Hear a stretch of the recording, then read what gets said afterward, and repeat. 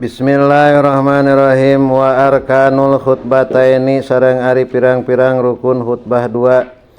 Khamsatun eta lima hamdulillahi tegasna kahiji muji ka Allah Ta'ala. Summa sholatu tuluy maca sholawat ala Rasulillahi ka Rasulullah sallallahu alaihi wasallam.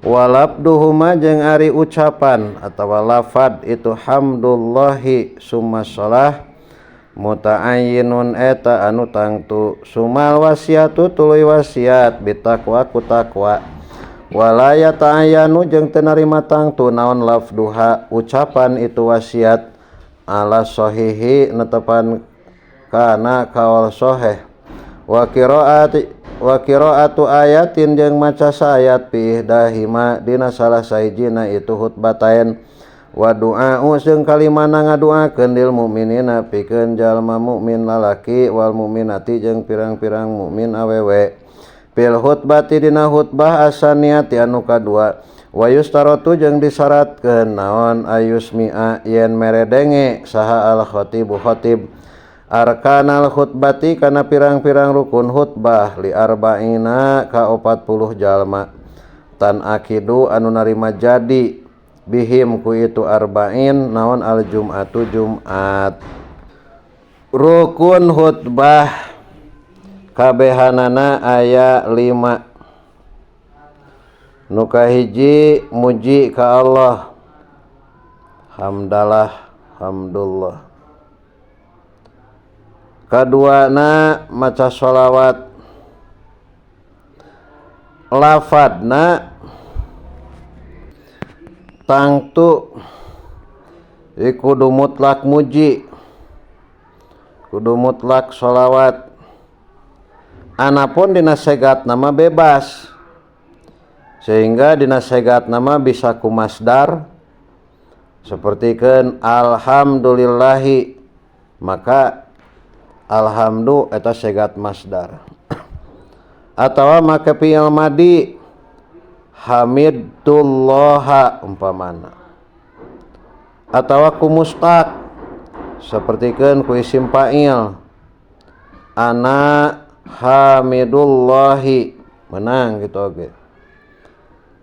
Ngan pokona ulah kaluar tina dat muji jeung ulah kaluar tina datiah maca sholawat.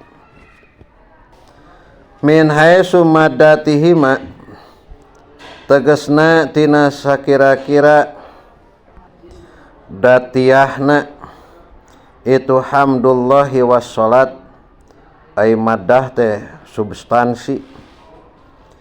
Wa in lam yakun jeung najan teu bukti itu madah masdaron eta masdar patas mulu maka ngawengku itu madah al mustaqati kana pirang-pirang lapad anu dimustaq payak pi maka cukup fil hamdi dina muji naon lapad ana hamidullahi, ana ari kuring hamidullahi eta anu muji ka Allah. Wa hamidullah jeung lapad hamidullah, hamiddu muji kuring Allah ka Allah. Wa yakfi jeung cukup fi sholati dina maca sholawat alaika kangjeng Nabi sallallahu alaihi wasallam naon lapad ana musallin, ana ari kuring musallin eta anu maca sholawat. Au usolli atawa lapad usolli, usolli maca sholawat kuring ala Rasulillahi ka Rasulullah sallallahu alaihi wasallam aw nahu dalika atawa saumpamana itu ana musallin ilaih. Walabdul jalalati jeung ari lapad Allah mutayyinun eta narima tangtu wajib eta mah alhamdulillah atawa hamidullah wajib eta mah nya. Lapad Allahna teu meunang diganti ku umpamana alhamdurrahman umpamana teu meunang. Beda jeung lapad Muhammad wala yata'ayyanu jeung teu narima tangtu naon lafdu Muhammadin, lapad Muhammad sallallahu alaihi wasallam. Bal yakfi balikta cukup naon lapad Ahmadu awin nabiyyu atau lapad an nabiyyu awil mahi atau lapad al mahi awil hasiru atawa lapad al hasir aw nahwu dalika atawa saumpamana itu Ahmadu awin nabiyyu ilaih. Nomor katilu rukun khutbah teh wasiat ku taqwa. Ieu mah henteu tangtu lapadna, pokona asal ngagegerehan kana taqwa jeung nyegah tina maksiat, cukup dina wasiat bitaqwa mah. Malah cukup ku salah sahiji, umpamana ngagegereh taqwa hungkul seperti umpamana lapad kieu atiullaha wa raqibuhu, cukup sakitu oge dina wasiat bitaqwa mah. Tinggal disarahna panghandapna geura. Qauluhu sumal wasiatu bitaqwa dohiruhu annahu labuda minal jam'i.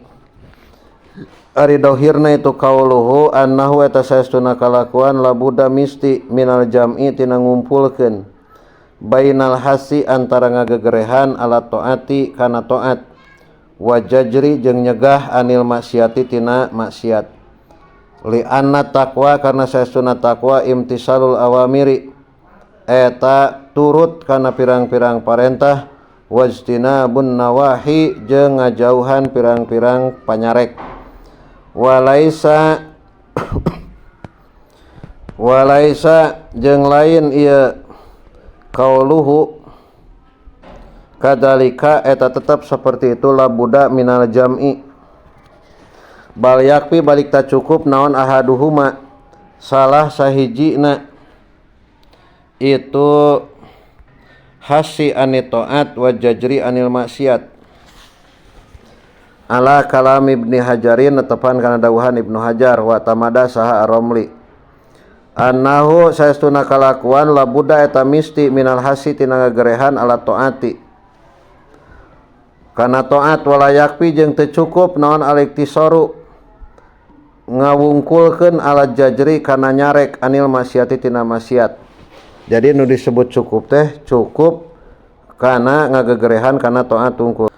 Kana qalu wala yata'ayyanu labha ay min haisul madati tegasna tina sakira-kira madahna substansina lamun di dieu mah huruf asal eta teh. Fala yata'ayyanu maka teu narima tangtu itu wasiat. Bal yakfi balik tak cukup naon ma perkara yakumu anu menggon ieu ma makomaha dina tempatna wasiat nahwu atiullaha wa raqibuhu, cukup ngan sakitu. Wa inna ma lam yata'ayyan jeung pasti nanti narima tangtu naon labduha lapadna wasiat li annal gharda karna saestuna tujuan minha tina itu wasiat al wa'du eta mituturan wal hasu jeung ngagegerehan ala taati kana taat wa huwa sareng ari ieu wa'du hasilun eta anu hasil bigori labdiha kusalian lapad wasiat. Wa qiraatu ayatin nomor kaopat rukun khutbah teh maca Quran saayat cukup. Anu eta ayat teh eusina nerangkeun kana wa'ad atawa wa'id, kana janji atawa ancaman, atawa ayat wa'di mituturan. Tulikeun sarahna hanapeun nu bieu. Qaluhu qiraatu ayatin ay mubhimatin tegasna anu dipaham naonana maknana maksudan anu dimaksud. Kal wa'di seperti janji wal wa'idi jeung ancaman wal wa'di jeung pitutur wa nahwi dalika jeung saumpamana itu wa'id ilaih. Turun ka hanap sajajar wa yusanu aya wa yusanu jeung disunatkeun naon aya qira'a yen maca khatib surat Qaf kana surat Qaf. kula Jumatin dina saban-saban Jumat di hobari Muslim karena hadis riwayat Imam Muslim. Kana bukto saha nabiyu Kangjeng Nabi sallallahu alaihi wasallam yaqra'u eta maca Kangjeng Nabi sallallahu alaihi wasallam surat Qaf kana surah Qaf fi kulli Jumatin dina saban-saban poe Jumaah alal minbari dina luhureun mimbar. Wayakpi jeung cukup pi asli sunnati dina asal sunnah naon qiraatu ba'diha maca sawarehna itu surat Qaf.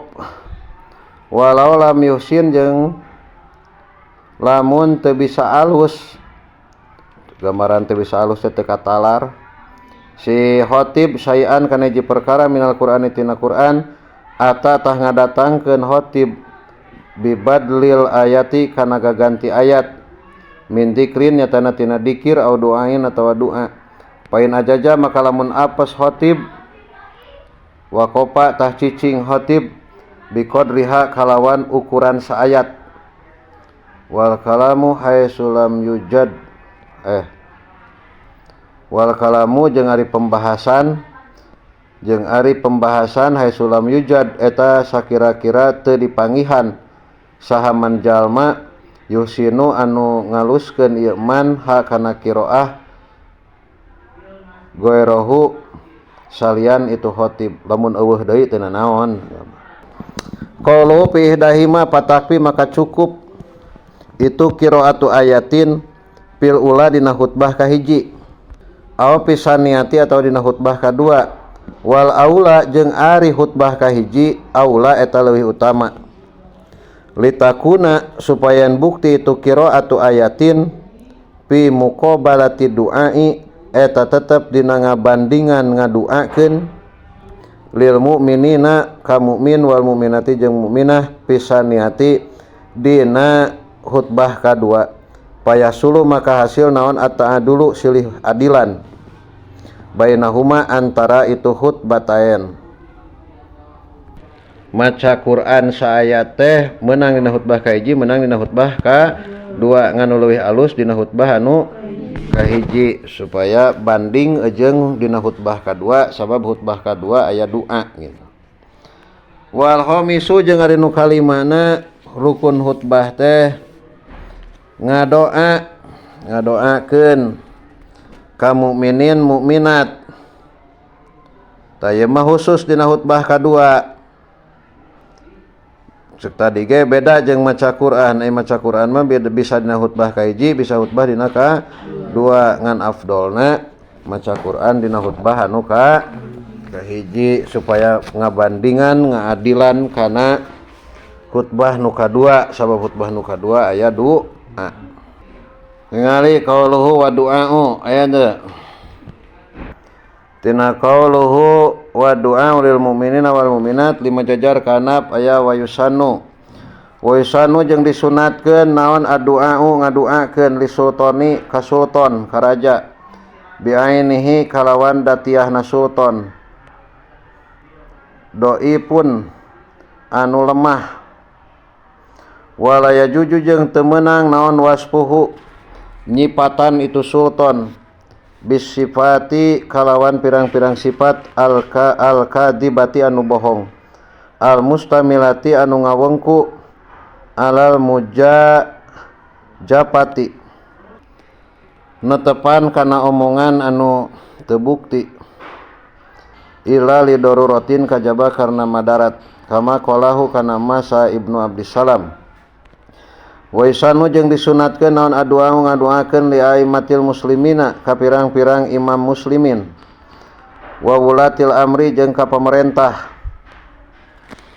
bisolahi kalawan kamaslahatan wal i'anati jeung nulungan bil haqi kalawan hak wal qiyami jeung ngadegkeun bil adli kalawan adil wa nahwil dalika jeung saumpamana itu as-shalah wal i'anah. Qauluhu fil khutbati saniyah palau ata maka lamun ngadatangkeun khatib bihi kana itu doa fil khutbatil ula dina khutbah nu kahiji lam yu'taddu tah teu diitung-itung naon bihi itu doa wa yustaratu jeung disyaratkeun naon al mualatu tuluy-tuluy baina kalimatil khutbati antara pirang-pirang kalimah khutbah wa bainal khutbataini jeung antara khutbah dua. Palau paroko maka lamun misahkeun khotib baina kalimatiha antara pirang-pirang kalimah khutbah walau biudrin jeung najan aya udur batolat tah batal itu khutbah.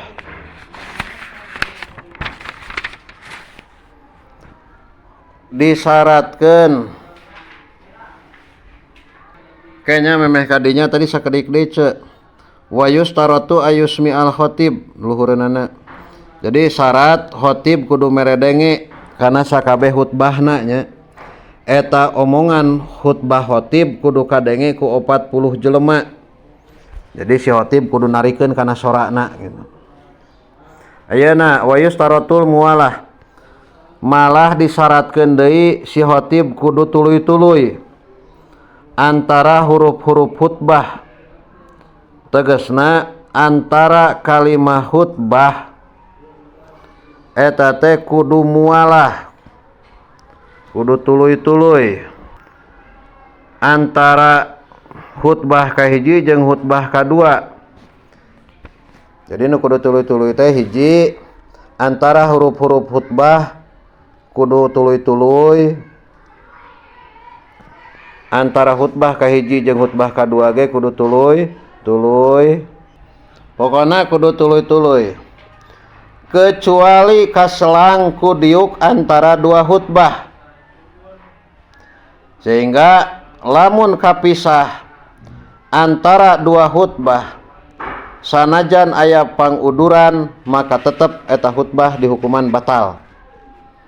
Di pokona antara khutbah kahiji jeung khutbah kadua ulah kaselang ku naon-naon kecuali kaselang ku diuk. Jajaran katilu teh ana payustaratu al mualah wal aujahu ari kawal aujah dobtuha eta malenggeran itu mualah bil urfi ku urup ku adat wadobato jeung malenggeran ha kana itu mualah sa Rafi'i Imam Rafi'i bima ku perkara fi jam'i sholataini dina ngajama salat dua. Jadi cek Imam Rafi'i mah tuluy-tuluyna teh sing sapertikeun jelema lamun ngajama salat duhur jeung asar taulah kaselang gitu. Kecuali lamun aya udur anu kamaslahatan kana salat mun dina salat mah. Tuluyna wala yaqta'u jeung ulah megatkeun al mualata kana mualah naon al wa'du pitutur wa intola jeung najan panjang ieu wa'du wa kada jeung nya kitu deui saperti wa'du qiraatun ari maca Quran wa intolat jeung najan panjang ieu qiraah haitsu tadomanat sakira-kira nyimpen ieu qiraah wa'don kana pitutur khilafan bari nyulayaan liman kajalma atlaqon ngamutlakeun ieu ma al qat'a kana megatkeun biha kalawan itu mualah fa innahu goplatun maka saestuna itu kieu goplatun eta kasalahan an kaunihi tina buktina Kangjeng Nabi sallallahu alaihi wasallam kana eta buktos Kangjeng Nabi sallallahu alaihi wasallam yaqra'u eta ngaos Kangjeng Nabi sallallahu alaihi wasallam bi khutbatihi dina khutbahna Kangjeng Nabi sallallahu alaihi wasallam qaf kana surat qaf kama taqaddama. Qauluhu baina kalimatil khutbati wa bainal khutbatain ay bainahuma tegasna antara khutbatain wa baina sholati jeung antarana salat. Jajaran katilu 220 walau biudrin nona biudrina kanaumin seperti sare wa igmain jeung sakalor wa yustaratu jeung disyaratkeun fiha dina khutbah naon satrul aurati nutupan aurat wa taharatul hadasi jeung suci tina hadas, wal khabasi jeung suci tina kokotor, fi saubin dina baju pakaian, wa badanin jeung badan, wa makanin jeung dina tempat. Disyaratkeun deui si khatib teh kudu nutupan aurat. Seperti dina salat we wajib nutupan aurat. Tuluy deui si khatib kudu suci tina hadas, rek hadas leutik atawa hadas gede, jeung kudu suci tina najis. Najis anu mana? Najis anu teu dihampura. Rek dina pakaian, rek dina tempatna, rek dina badana. Ieu kabeh syarat khusus pikeun khatib. Kali deui, ieu syarat nu bieu disebutan, ieu teh syarat pikeun khatib. Naon sababna? Da ari keur jamaah mah henteu. Umpama si jamaah kabuka aurat waktu khatib keur khutbah, maka eta mah teu madarat naon-naon eta mah. Tingali sarahna nakaluhu yustaratu tuluyan nu tadi. Yustaratu piha satrul aurah aya pihakil khatib, tegasna dina hakna khatib. La pihaqi samihi, henteu dina hak anu ngadengekeun ka itu khatib. Jadi keur hadirin mah teu disyaratkeun kudu nutupan aurat. Pala yustaratu maka teu disyaratkeun naon satruhum, nutupan auratna itu samiin. Wa kadza jeung saperti ieu satruhum, tuhruhum ari sucina itu samiin. Terus kahanap dina qaulu fi saubin wa badanin. Wa kadza jeung nya kitu deui saperti saob, ma ari perkara yatasilu anu antel ieu ma bihi kana itu saob badan makan. Kasaipin seperti pedang, wa ukazatin jeung iteuk, wa minhu jeung eta tetep tina sawarehna ma al minbaru ari minbar. Palau kana maka lamun bukti pihi eta tetep dina itu minbar naon najasatun najis, kal aji seperti gading gajah, al ma'khudi anu dicekel, min admil pili tina gading gajah. Jadi mimbar tina gading gajah atawa naon teh sok mawa iteuk geuningannya tina gading gajah. Kama seperti perkara yakunu tumiba ieu ma kasiron kalawan loba. Paing kanat maka lamun bukti naon najasatu najis fil maudi dina tempat ala di anu tahta yadihi dina hanapeun leungeun khatib, aw rijlihi atawa sukuna khatib, doro tah madarat itu ingkanat an najasatu mutlakon kalawan mutlak. Wa ingkanat jeung lamun bukti najasah fi ghairihi dina lian itu maudi, wa qobado jeung nyekel ieu khatib ala mahalin kana tempat dohirin dohir minhu tina mimbar.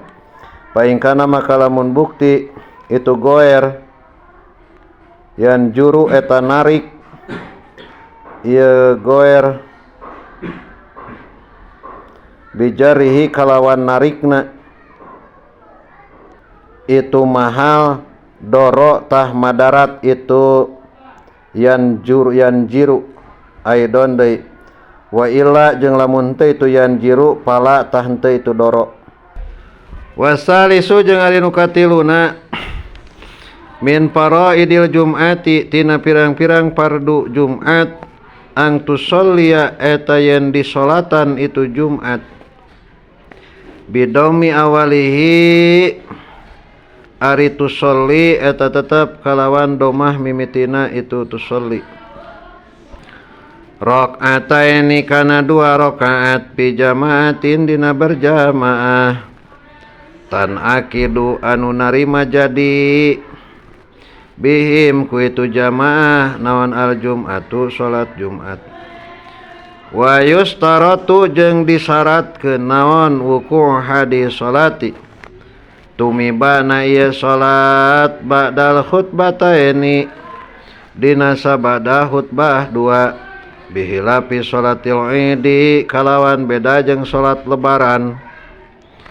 Fa innaha maka saestuna itu salatul id qoblal khutbataini eta tetep dina samemeh khutbah dua.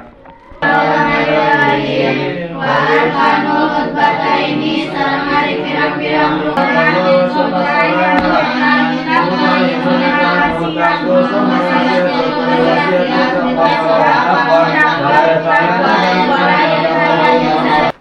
salat Jumat teh dipigawe 2 rakaat.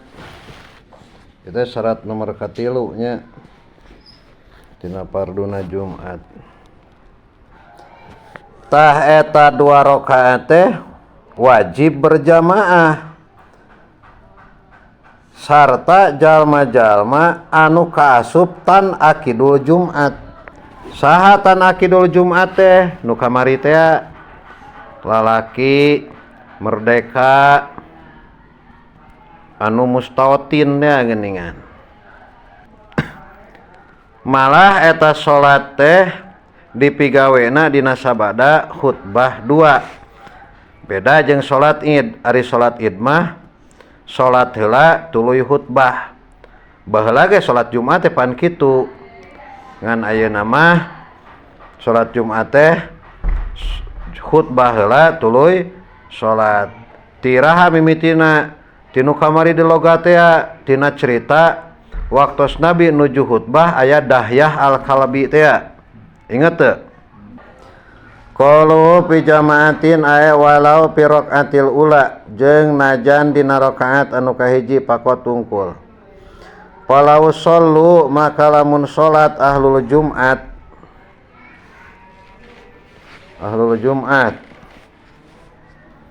tawa arba'in jamaatan barina berjamaah piraqati dina rakaat al-ula anu kahiji wa nawau jeung nganiatan itu ahlul Jumat al-muparaqata kana muparaqah kana misahan pisan niati dina rakaat kadua wa atamu jeung nyampurnakeun itu si ahlul Jumat munparidina bari munparid kabeh sohatah sah naon al Jumatu salat Jumatna. Pal jamaatu makari berjamaah innamatus tarotu eta pasina disyaratkeun itu jamaah pi ulaha dina rakaat kahijina itu Jumat bihilapil adadi kalawan beda bilangan pala buddha maka misti min dawamihi tina langgengna itu adad. Jadi aris palebah salat nama disyaratkeun dina rakaat kahijina hungkul ai adad nama anger kudu 40 gitu. Sehingga ya gambaran kieu mah ila tamamiha nepi ka sampurnana itu Jumat. Gambaranana aya kieu logat sob tingali. Palau batolat maka lamun batal. Naon salatu wahidin. Salatna salah saurang minhum ti arba'in. Arba'in teh nu tadi asup kana tan akidul Jumatnya. Kaan ahdasa seperti yen gawe hadas ieu wahid. Qobla salamihi dina samemeh salamna wahid. Batolat tah batal naon salatul jam'i, salat sakabehna. Nu hitutna saurang tapi nu batal salatna kabeh gitu. Jadi wayahna adad mah ulah ieu gitu. Ulah kurang. Terus tik deui. Wa in kanu jeung najan bukti arba'in qad salamu eta geus aweh salam arbaun wadahabu jeung geus arinit arbaun ila buyutihim ka pirang-pirang imahna arbaun. Teh nu kamari nu diomongkeun teh basa dicontohkeun ka si Alkib. Rek init-initan tuluy muparokoh maka kade ulah waka medut teh pokona mah ulah waka hadas Atawa gambaranna sapertikeun kitu. Niat mah urang niat muparokoh ari pek babacaan anger ngampleng lila. Ari imam umpamana teh geus naon?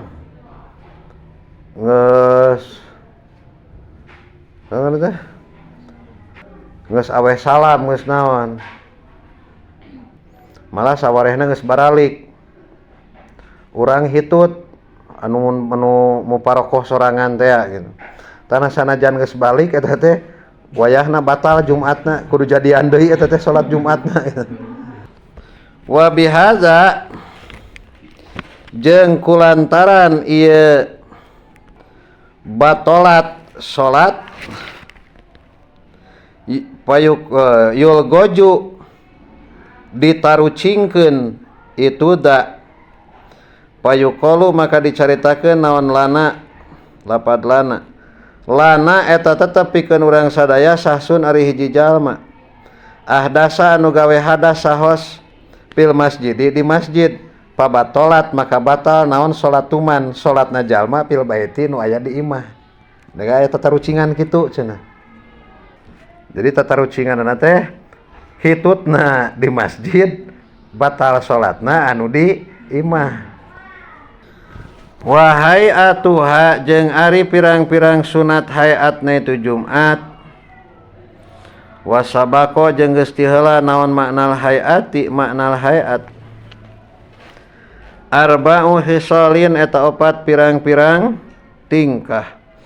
Ahaduha ari kahijina ieu arba' al-ghuslu eta adus liman pikeun jalma yuridu anu ngamaksud man huduroha kana ngahadiran itu Jumat min dakarin ti lalaki au ungsa atawa awewe hurin anu merdeka au abdin atawa abid mukimin anu cicing au musafirin atawa anu nyaba wa waktu gusliha jeung ari waktu adusna itu Jumat min fajri sani minal fajri eta tetep tina mimiti pajar asani anu kadua berarti nu kadua teh pajar sidiknya lain pajar nugraha wa takribuhu jeung ari ngadeukeutkeunana itu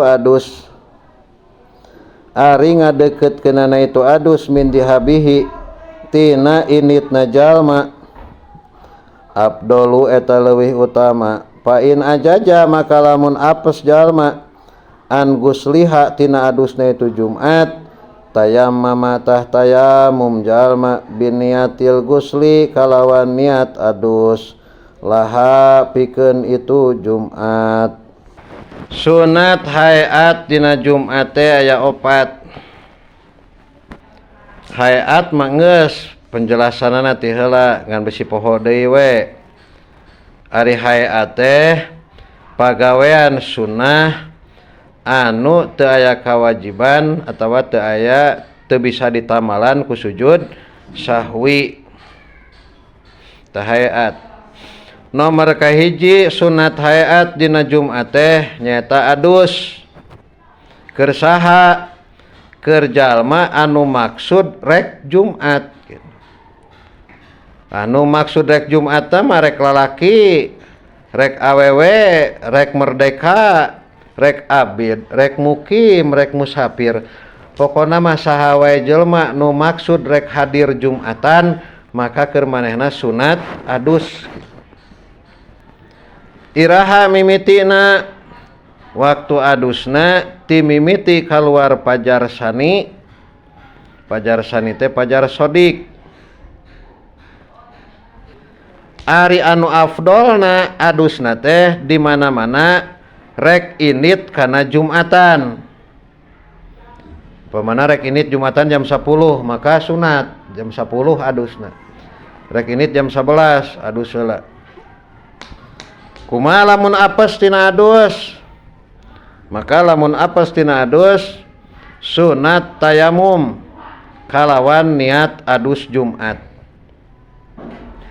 Kali deui lamun apes tina adus gambaran teu bisa make cai atawa eueuh caina. Maka tayamum kalawan niat adus Jumat. Kumaha niatna? Maka niat tayamum gaganti tina adus Jumat. Dina qauluhu pain ajaja ya payakulu maka ngucap jalma kana lapad nawaitut tayammuma badalan an guslil jum'ati lillahi ta'ala tamahan gitunya. Nawaitu niat abdi atayamu kana tayamum badalan bari jadi gaganti an guslil jum'ati tina adus Jumat. Arba'u hisolin aya teh 10 jajar ti handap halaman 220 ulangan 202 hiji moal kapanggih atuh. Taya nu opat teh nu dicaritakeun dina matan. Dina sarah mah leuwih. Di antarana geura ae ba'da tatoyubi dina sabada gawe sesengitan ma'a ahdi dupri serta ngeret kuku khislatan kana tingkah wahidatan anu sahiji kama seperti keterangan yak tadi anu nerapkeun hi kana ma saha soni usari wa yasihu jeung sah naon adul gusli bing bilangan adus watan dipul jasadi jeung ngabersihkeun jasad khislatan kana tingkah wahidatan anu sahiji wa hadza jeung ari ieu adul gusli adharu eta leuwih dohir min soni isari wal muradu jeung anu dimaksud anal madkuro eta saestuna anu ditutur minha tina itu hayat huna di dieu arba'u hisolin palayunapi maka teu ngeuweuhkeun itu murad bi annaha dina saestuna itu hayat tajidu eta tambah itu hayat alaiha kana itu arba. Jadi hayatnya sebenarnya mah loba gitu lain opat. Paminha maka eta tetep tina sawarehna hayat qiraatul kahfi ari maca surah al-kahfi yaumaha dina poenan itu Jumat walailataha jeung dina peutingan itu Jumat liqaulihi kana dawuhan Kangjeng Nabi sallallahu alaihi wasallam man ari saha jalma qara'a eta nu maca man surat al-kahfi kana surah al-kahfi fi yaumil jum'ati dina poe Jumaah adoa tah nyaangan lahu pikeun man minan nuri tina cahaya naon ma perkara bainal jum'ataini anu tetep ma antara jum'atain antara Jumat dua. Jadi lamun teu mampu sakabehna minimal 10 ayat. Warawa jeung ngariwayatkeun Sa'al Baihaqi man ari sajal ma qara'a eta nu maca man hakan itu al-kahfi lailatal jum'ati na poe Jumaah adoa tah nyaangan lau pikeun man minan nuri tina cahaya naon ma perkara bainahu anu tetep ma antara man wa bainal baiti jeung antara imah al atiki ari atik teh anu kuno tapi nu dimaksud di dia mah Ka'bah eta teh nya Baitul Atik wa minha jeung eta tetep tina sawarehna hayat kasratu du'ai ari ngalobakeun ngadua yaumaha dina poenan Jumat walailataha jeung peutingan itu Jumat li anna fi yaumiha karna saestuna eta tetep dina poenan itu Jumat saatan ari aya waktu saata ijabatin ari aya waktu ijabah payurja maka diarep-arep naon ayu sodapa yen meneran jalma hakana itu saah wali qauli Syafi'i jeung kana dawuhan Imam Syafi'i balago nepi ni kakuring naon ana du'a saestuna du'a yustajabu eta diijabah ya du'a fi lailatil jum'ati dina wengian Jumat wa minha jeung eta tetep tina sawarehna itu hayat kasratus shadaqati ari ngalobakeun sedekah wa fi'lul khairi jeung ngalobakeun jeung migawe kaalusan fi yaumiha dina poena itu Jumat wa lailatiha jeung peutingan Jumat wa kasratus sholati jeung ngalobakeun maca sholawat ala nabi ka Kangjeng Nabi sallallahu alaihi wasallam fi yaumiha dina poenan Jumat wa lailatiha jeung wengian Jumat li khobarin karena hadis aksiru kudu ngalobakeun aranjeun kabeh minas sholati tina maca sholawat alaya ka kami yaumal jum'ati dina poe Jumaah wa lailatal jum'ati jeung dina peutingan Jumat.